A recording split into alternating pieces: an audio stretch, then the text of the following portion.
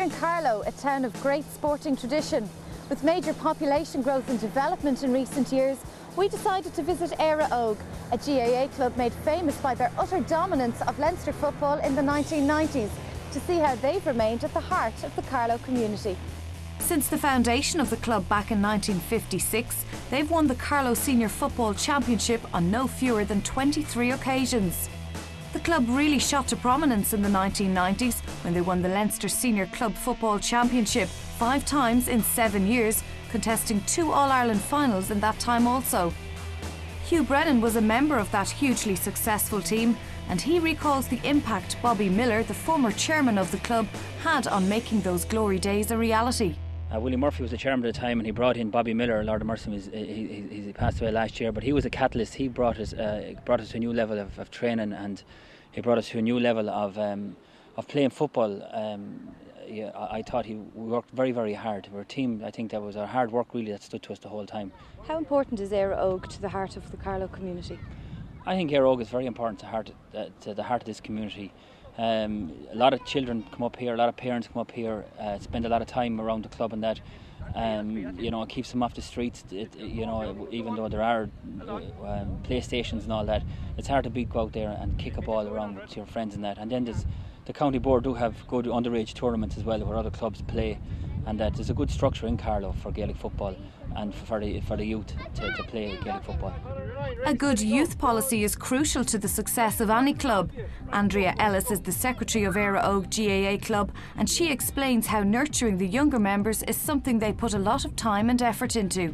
Our success, I suppose, is owed to relationships with the schools, and we've Saturday morning training here from under 6s to under 10s. The under 12s are catered for then, say, during the week or the evening times and the weekend. We've great coaches at our disposal. We've great structures for juveniles, so it's basically a nursery, and we build it up and we're able to bring it on to fruition at senior level. Our club motto is Mullinoig agus Chocolate Sheets, which means praise youth and they will come. And since we were founded in 1956, that's why we focused on the juvenile structure, so we'd have no senior teams if we didn't look after our youth. They'd go elsewhere. So. My name's Dean Hayden and I mostly play forward and midfield. My name's Colin Holt and I mostly play midfield or forward. Hi, I'm James. I play mostly forward. My name is Adrian. I mostly play forward. My name is Roisin Keane. I mostly play forward. My name is Sarah Florin. I mostly play back. One of the most impressive things about the club is the presence of so many of the former team members from the 1990s who come down to lend their expertise and experience to the juvenile members. John Kearns also played in the 90s, and he's now the senior football manager of the Carlow County team. He believes that investment in a good youth policy is so important for the future of football in the county. Back in my time, actually, there was no underage structure as such for under 12 to under 13. And as you can see here this morning, I mean, the structure has changed so much. It's great. Numbers are huge. We were here last week. We had a good 160 kids here, and it's fantastic. And from all parts, we have people from other countries coming in, playing football and hurling.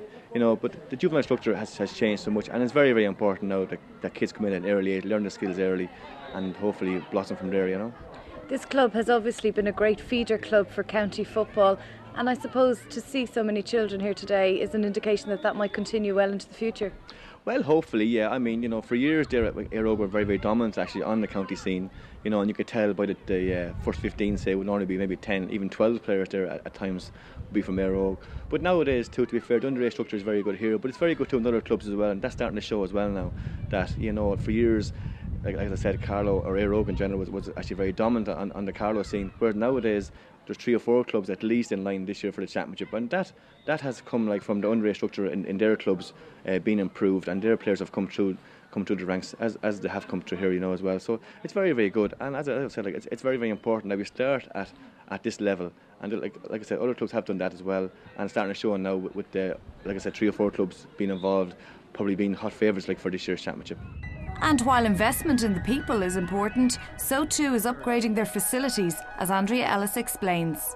We purchased 7-8 acres at the back of our existing field, and we'll have a new pitch now it should be ready at the end of this year. We've extended out into the car park. Hopefully we'll have a kitchen, so we'll be able to use the place for catering and different things like that.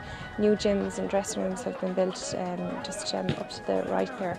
So it's all go, and we need it. Carlow's is an expanding county, and the town itself is expanding. We've houses gone out. We were in the middle of nowhere 10, 12 years ago. Now we've houses everywhere, as far as the eye can see. So we have to look after the people that are coming into the town, and as well as football, we have to have like a community-based area for people to come to. It's changed so much, and it's improved so much, and it's keep getting better the whole time, And the juvenile structure here, it's been well taken care of. Kids are here the whole time. When there's community games or something, or if the pitch is not available, they're brought off on a tour somewhere. So they're always catered for every Saturday from March up to October. Every Saturday, hail, rain, normally or rain, unfortunately, they're catered for the whole time, which is great.